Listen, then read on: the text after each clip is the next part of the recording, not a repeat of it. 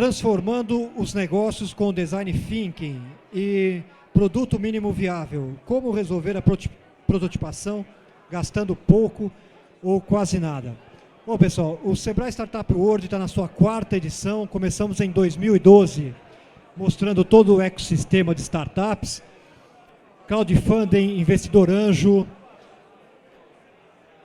incubadoras, aceleradoras, e é sempre esse clima de bastante descontração e alegria que vocês estão vendo, mas que aos poucos, quando tiver alguém interessante falando aqui em cima, certamente vai ficar tranquilo. Enquanto isso, dá 2 recadinhos. Vocês podem cadastrar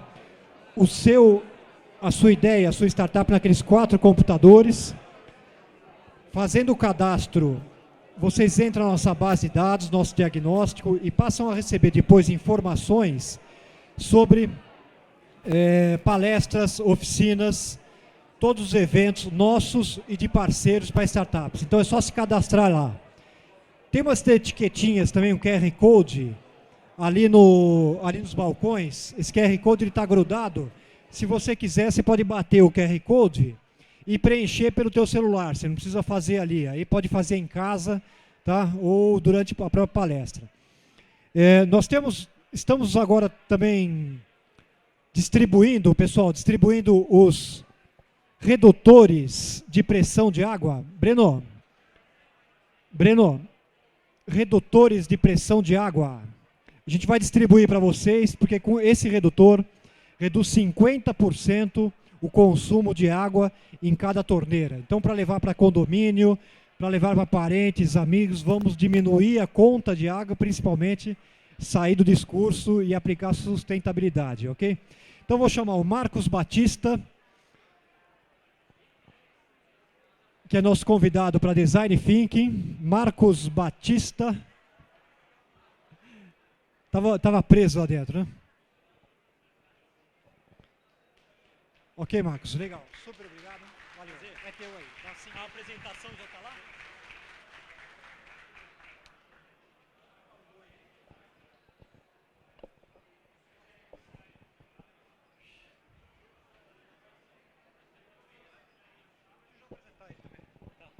E o Isaac do Fab Lab. Chegou. Legal. Vai ter 20 minutos, tá? Então vamos embora. Legal. 20 minutos? Você tem pra caramba, hein? Bom, boa tarde a todos. É um prazer estar aqui, a convite do Sebrae. Já tenho aí tanto tempo de atuação em parceria com o Sebrae, e é o 4º já Feira do Empreendedor consecutivo que eu venho falar de uma coisa super importante quando o assunto é inovação. E uma coisa de muita responsabilidade, que é falar sobre design. Pouco entendido no Brasil. Tá? Então, espero hoje poder transmitir para vocês um pouco do que essa ferramenta, um pouco do que esse pensamento em design pode contribuir na empresa, nos negócios e na vida de vocês. Né?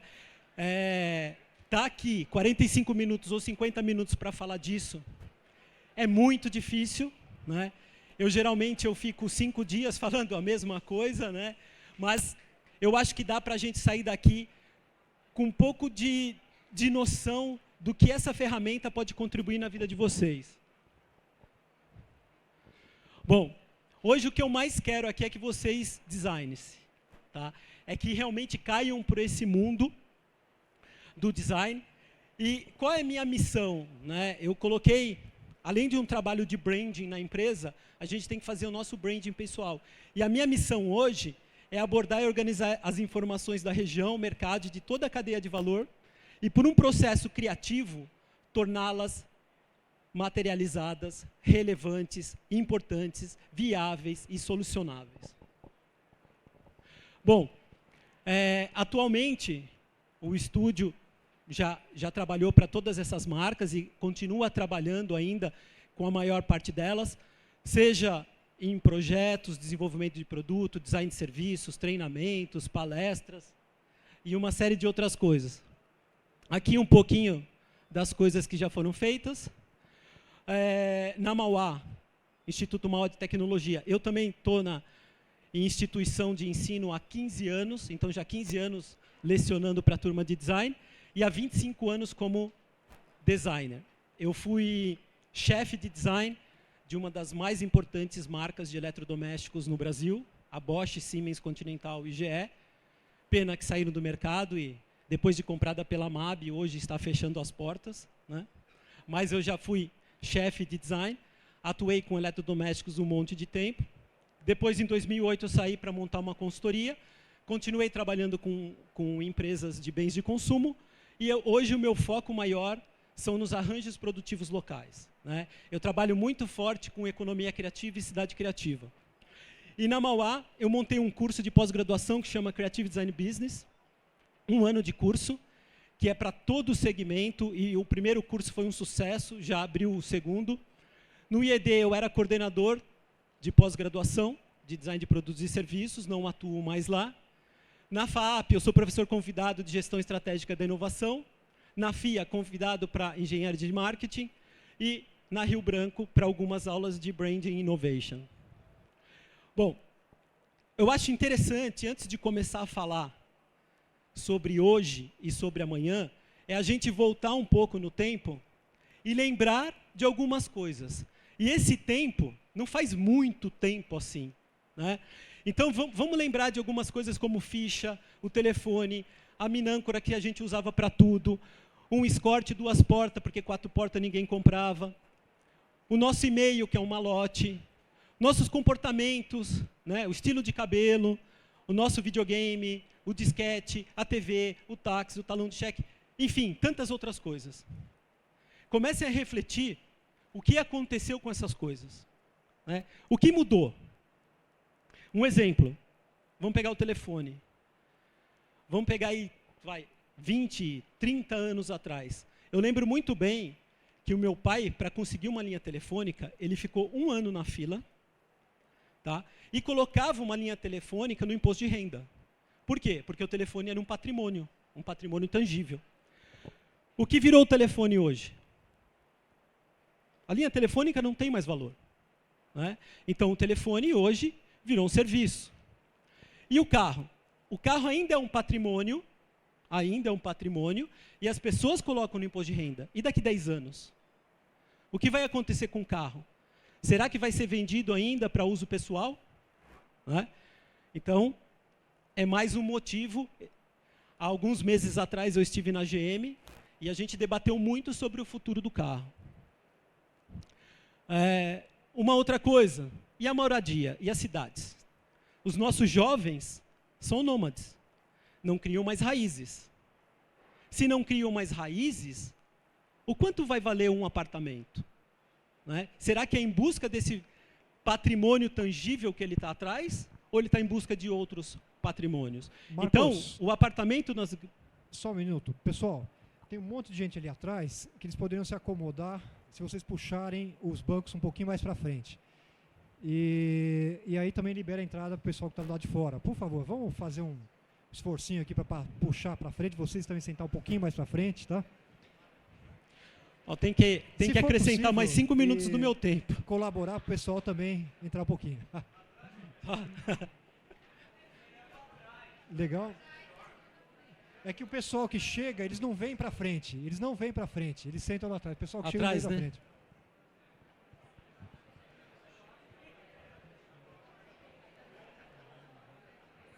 E deixa espaço também para o pessoal de cima poder sair, né? Legal, pessoal. Pode entrar por lá. Obrigado, Marcos. Valeu. 2 minutos. Então, com essa superpopulação nos grandes centros, é óbvio que daqui a alguns anos a ideia de patrimônio material vai mudar, certo? E com isso as cidades. As cidades vão precisar ser mais inteligentes. As cidades vão ter que ser melhor consumidas pelas pessoas.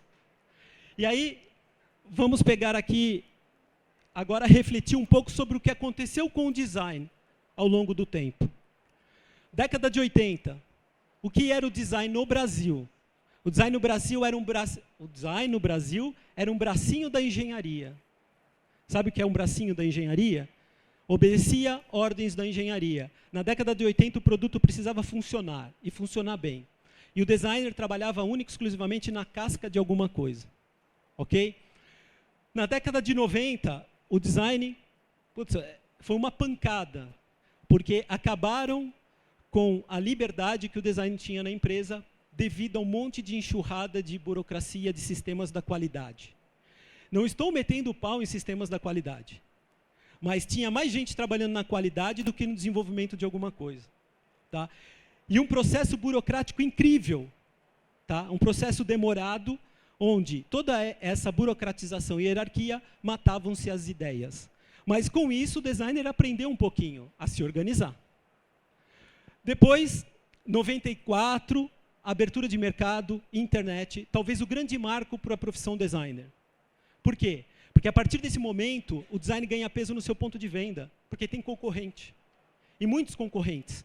E aí as empresas começam a ter um apelo maior sobre a estética dos produtos no seu ambiente de ponto de venda. Na década de 2000, em 2000 propriamente dito, o designer, ele migra para marketing, e vai ser um bracinho de marketing. Por que um bracinho de marketing? Porque as empresas agora não estão mais só preocupadas com o funcionamento de alguma coisa, mas entre a identidade daquela marca. E aí começa-se o processo de branding. E o designer vai para marketing, ser esse bracinho do marketing, ou seja, uma ferramenta do marketing para se aproximar dos consumidores e começar a ter um entendimento maior de marca com o produto. Que eu não sei o que é pior, se era ser um bracinho de marketing ou um bracinho da engenharia. Mas ambos são importantes para o design. E aí, em 2004, aparece o tal do Design Thinking no Brasil. Né? Uma ferramenta desenvolvida, alguns anos atrás, em escolas e universidades dos Estados Unidos. Depois, isso é muito fácil de vocês pesquisarem sobre Design Thinking, vai aparecer como surgiu, o que é, mas a gente está aqui muito mais para falar de como isso é usado do que para falar do conceito. E aí, o designer ganha pela primeira vez linguagem própria, ferramenta própria, tomada de decisão nas empresas. E aí começa toda essa caminhada do design no que se diz inovação. E de 2010 para cá, todo link de serviços, tudo que é ligado à inovação, tudo que é ligado à experiência, o design está envolvido. E aí, assim, pegando o campo da publicidade, esses acontecimentos acompanharam mais ou menos que a posição de um designer. Porque lá atrás, o que era necessário vender em um produto? Os atributos funcionais. Ok? O que era necessário aparecer? No caso de um óleo, lubrifica melhor. Então a publicidade colocava óleo Zesso, lubrifica melhor. Ok? Qual foi o próximo passo? Vender os benefícios funcionais, o benefício daquele atributo funcional, que era o carro quebra menos, o motor funciona melhor. Ok? Passando, começaram-se a vender os benefícios emocionais. O que são os benefícios emocionais? Tranquilidade para viajar. Então, aí, o que a publicidade martelava? Não mais no que o óleo era melhor para o motor, que tinha melhor performance e o carro não ia quebrar. Isso é óbvio. Ele começou a trabalhar os benefícios emocionais. Depois passou para os valores emocionais. E aí já vem o caso da segurança para a família. E aí, como é que você constrói a verdade? Como é que você constrói o produto, o serviço, a marca, o design com essa verdade?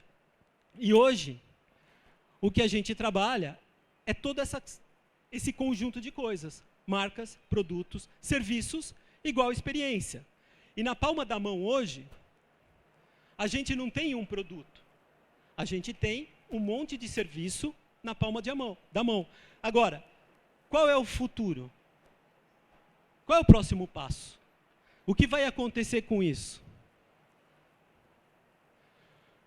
E aí a pergunta é, qual o valor das coisas? Importa ter? Importa possuir? Importa usufruir? Importa usar? Qual é o valor das coisas? Aqui eu coloquei um vídeo só para entender que o valor das coisas ele depende muito de momento e situação. Tá?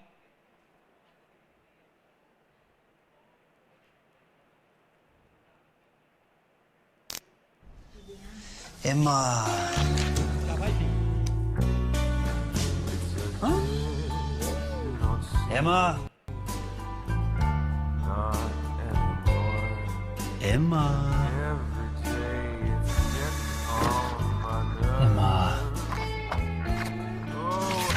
Emma. Emma. Emma.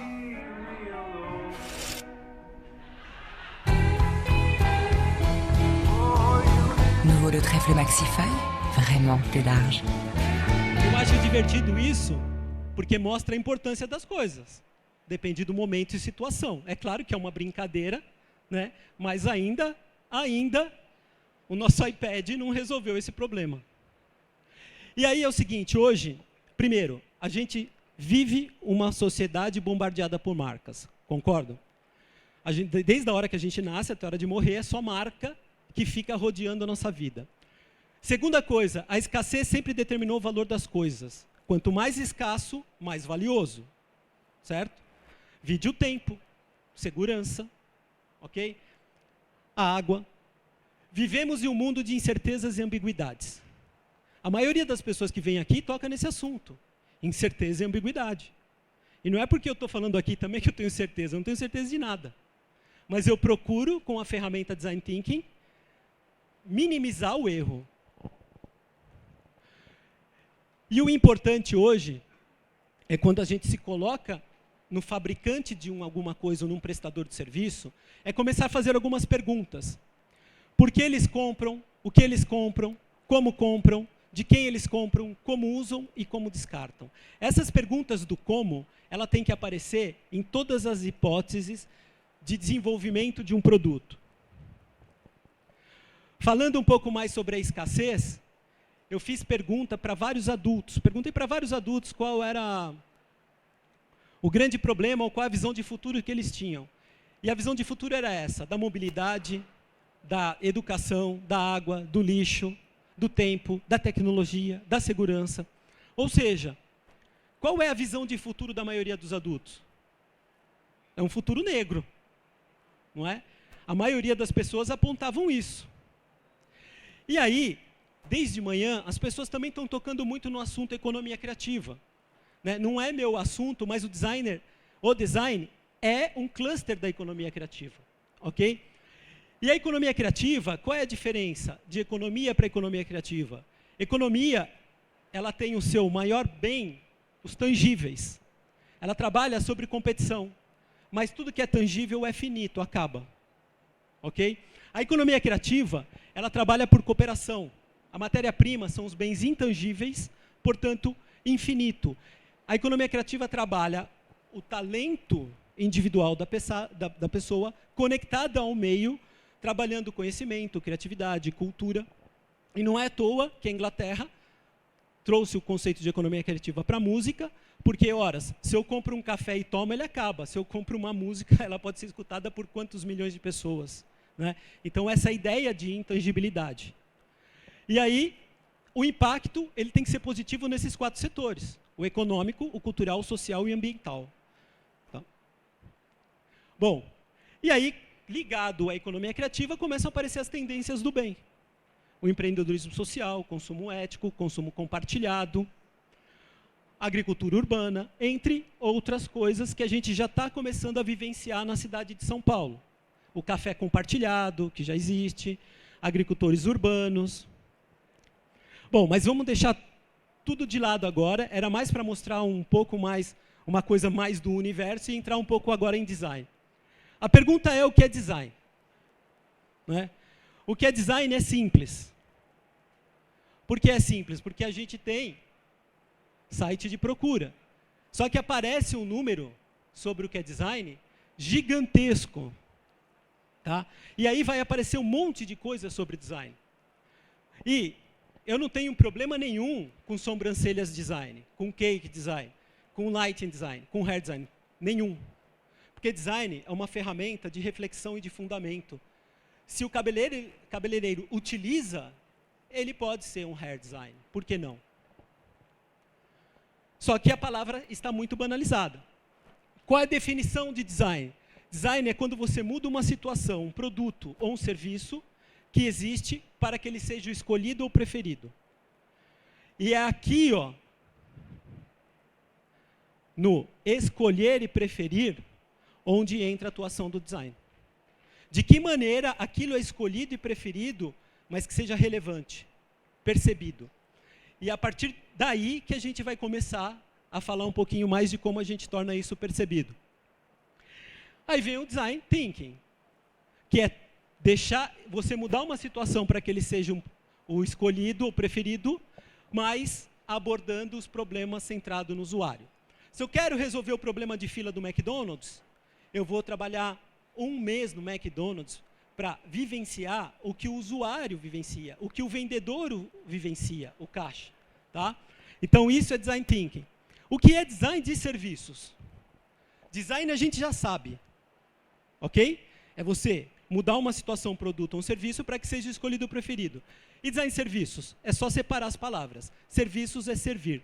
Prestar um obséquio ou uma ajuda a alguém em alguma operação. Então, a partir do momento que você ajuda as pessoas, isso daqui é um serviço. Vocês passaram por... O roteiro de vocês passou desde o credenciamento na internet, a vinda para cá, a entrada, o credenciamento, a entrada, tudo isso é um serviço. E um serviço vocês criam expectativas. E a expectativa logo depois passa por percepção. E se você tem a expectativa sobre algum ponto maior do que a percepção, a experiência foi negativa. E o que faz o design de serviços? Ajuda nesse serviço, mas principalmente não entendendo só o usuário e consumidor, mas a relação e interação da empresa provedora e os usuários. Tá? E aí vem o design estratégico. Né? Olha só como o design está começando a ficar ramificado, como as outras, né? Como engenharia se ramificou, como o marketing se ramificou. E aí, design estratégico. O design estratégico é o método como a gente organiza equipes multidisciplinares e como a gente explora a tecnologia e todo o processo de informação para quais práticas e processos a gente aplica. Ou seja, no que é viável, desejável e solucionável. Tá? Então, design estratégico é a estratégia e planejamento de equipe e trabalho, trazendo todas as informações das pesquisas, do design thinking e serviços, para que a gente não deixe nada sair fora do lugar. E o ecodesign, que é você conceber produtos que sejam mais respeitosos com o meio ambiente. Ok? Bom, eu estou indo um pouco rápido, gente, porque senão eu não termino hoje. Tá? Mas depois a gente pode trocar uma ideia sobre isso. Quais são as condições prévias para qualquer projeto? Principalmente na área do design. Primeiro, alguém em algum lugar do mundo irá desenvolver uma solução mais barata, mais rápida e melhor que a sua. Pode ter certeza. As pessoas vão se desinteressar muito rápido pela sua ideia e não farão pacto de fidelidade. Você será substituído. Outra certeza. Tá? Se não for em 1 ano, em 2, é em 3. Ser gigante pela própria natureza não garante posição privilegiada e exige continuamente reavaliação das estratégias de mudança de rota. Tá? Então, essa é a nossa condição prévia.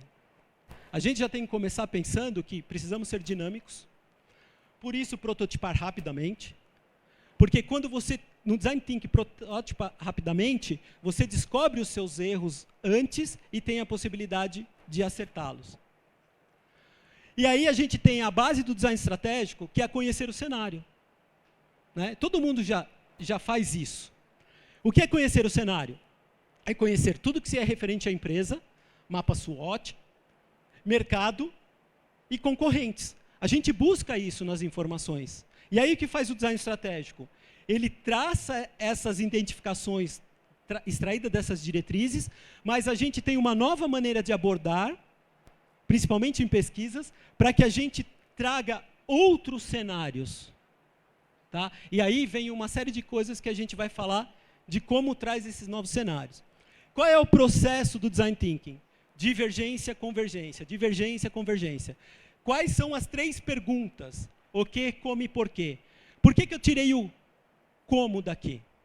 Quando eu inicio um projeto, às vezes eu tenho o porquê eu preciso entregar, e eu tenho o que eu quero entregar. Mas o grande problema está no como eu entrego, no como eu desenvolvo, no como eu inicio um processo de pensamento. E aí o como, que está aqui no meio, primeiro a gente trabalha os Ds, descobrir, definir, desenvolver e entregar. Os Ds é porque em inglês aqui é delivery, então os caras chamam de 4 Ds. E aí, o que a gente vai atrás primeiro? Do que é maior, da necessidade. Da necessidade aparecem os problemas. Dos problemas a gente começa a entender, por afinidade, quais são os problemas numa escala de hierarquia de que a gente pode resolver. O processo, continuando nesse processo de divergência e convergência, a gente tem a primeira etapa que é empatia. O que é empatia? A arte de conhecer as pessoas.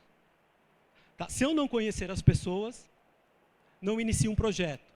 Colaboração, a arte de criar coletivamente. A gente precisa criar coletivamente. E a terceira, a prototipação, a arte de errar, não é isso? Quanto mais dinâmico eu entendo o meu erro, mais próximo da inovação eu estou. E aí, as perguntas são, descoberta, tem um desafio. Aprendi alguma coisa. Vejo uma oportunidade. Tenho uma ideia. Experimentei uma coisa nova. Trabalhem o desafio com como. Como eu posso abordar essa descoberta? Como eu posso interpretar? Como eu posso criar? Como eu posso concretizar e como eu posso aprimorar? Para mim, o gráfico que mais representa o design thinking é esse. Escutar o coração das pessoas. Se aproximar do coração das pessoas. Entender satisfação e insatisfação. Vivenciar tudo isso. Aqui tem um pouco do que a gente utiliza. O design thinking trabalha sobre visualização de todo o processo. O que é visualização de todo o processo? É construir, pelas nossas ferramentas, maneiras de eu entender tudo, ou seja, uma ferramenta é a base da outra ferramenta. Então existe mapa de empatia, diagrama de afinidade, jornada do usuário, gráfico de experiência, agora o business model, mapa não sei do que, mapa, e uma série de coisas. Cada uma dessas coisas pode ser utilizada de várias maneiras, dependendo do diagnóstico inicial que a gente faz de cada setor. Quando eu chego numa empresa, a primeira coisa que eles pedem é o seguinte: como é que eu vou vender o que eu estou produzindo? Sabe qual é a primeira coisa que a gente tem que fazer? Muda a pergunta. Tá? Não é como eu vou vender o que eu produzo, mas como os nossos clientes desejam comprar. A maioria das empresas, chego, como é que me ajuda a vender isso? Cara, primeiro, muda a pergunta. Quando você passa a entender o usuário, o cliente, o consumidor, aí sim, você começa a entender o processo de desenvolvimento de qualquer coisa. O que é pensar em design? Pensar em design é isso daqui. Pensem em vocês. Em qual coluna vocês estão? Ok? Vocês são eficientes ou inovadores? Vocês são consumidores ou usuários? Ou vocês interpretam os problemas ou as necessidades? Criam para as pessoas ou criam com as pessoas? Materializam, e quando estão materializando, quando erra, esconde, ou quando erra, mostra? E vocês estão em busca de entregar o tangível ou intangível? O que é cada coisa dessa? Eficiente e inovador. O eficiente é pensamento analítico. Eu exploro um cenário atual. O que é explorar um cenário atual? Eu identifico todos os problemas que aparecem. Ok? O que é inovador? Pensamento intuitivo. O que é pensamento intuitivo? Explora os novos conhecimentos. Tá? Vamos pegar o caso de celular, que é um caso mais que todo mundo tem celular e convive com isso o dia inteiro. Há 6 anos atrás, o que era uma empresa eficiente? Os usuários queriam um celular que a bateria demorasse 4, 5 horas para acabar, não. 4, 5 dias para acabar. Lembram disso?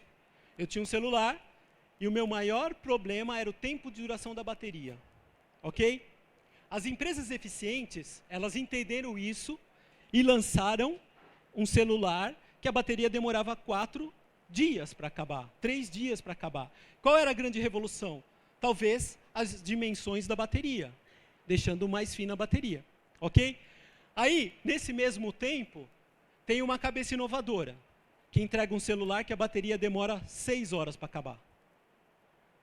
E aí? O consumidor queria 4, 5 dias para acabar a bateria. E chega um cara e entrega um celular que a bateria demora 5 horas para acabar. E hoje, metade da população utiliza o iPhone. Por quê? Isso. Porque ele entendeu um pouco, ele explorou novos conhecimentos. E quais são esses novos conhecimentos? Ele entendeu que, primeiro de tudo, as pessoas, numa hierarquia, ela não valorizava tanto a bateria, que a bateria era uma coisa presente que ela via. Mas o que ela queria, na verdade, era uma coisa muito mais emocional. Ela queria o contato, ela queria um bichinho de estimação. Tá? E por que o bichinho de estimação? Porque à noite, todo mundo dormia do lado carregando o produto.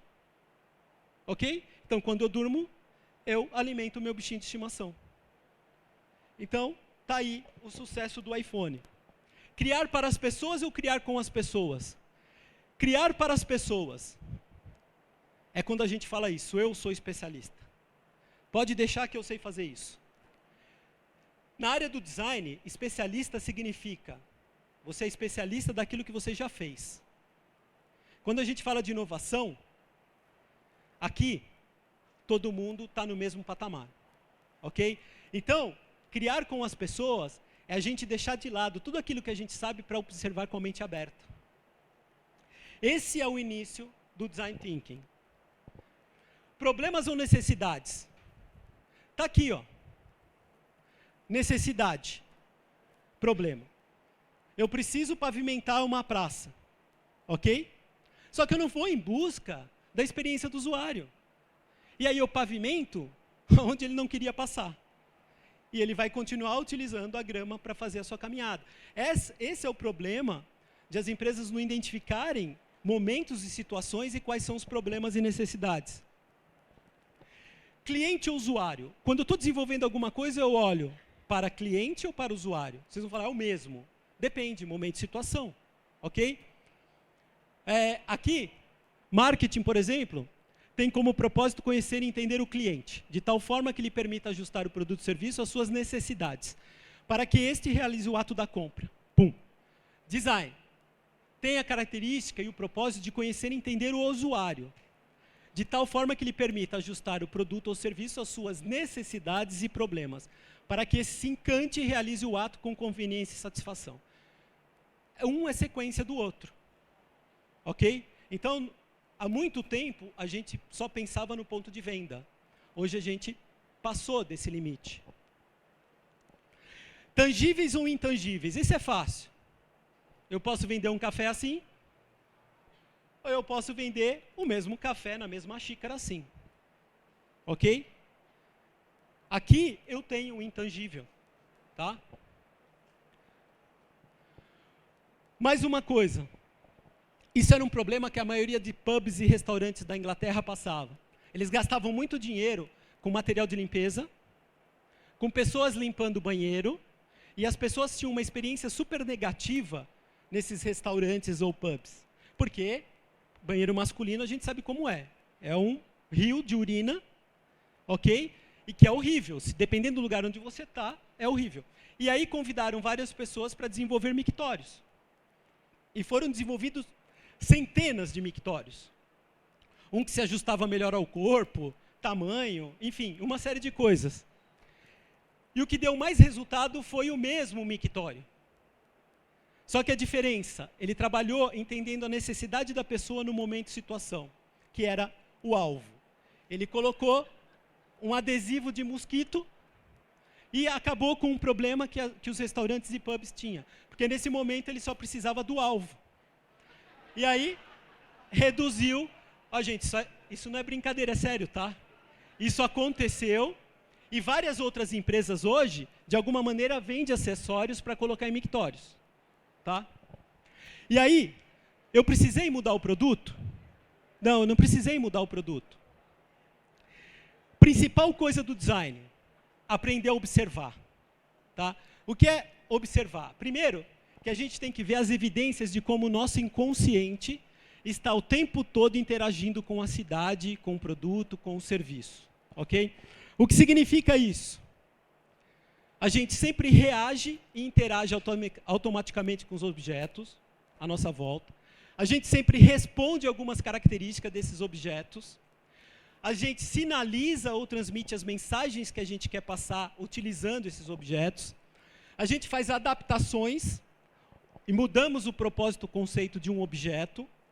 A gente sempre explora e tira vantagem de algumas qualidades físicas desses objetos. E a gente imita comportamento de grupo, ok? Se a gente observar tudo isso e colocar em imagem, a gente reage a uma faixa que é para cego, mas a gente reage. A gente responde a um corrimão que é quadrado, porque a caixinha é quadrada.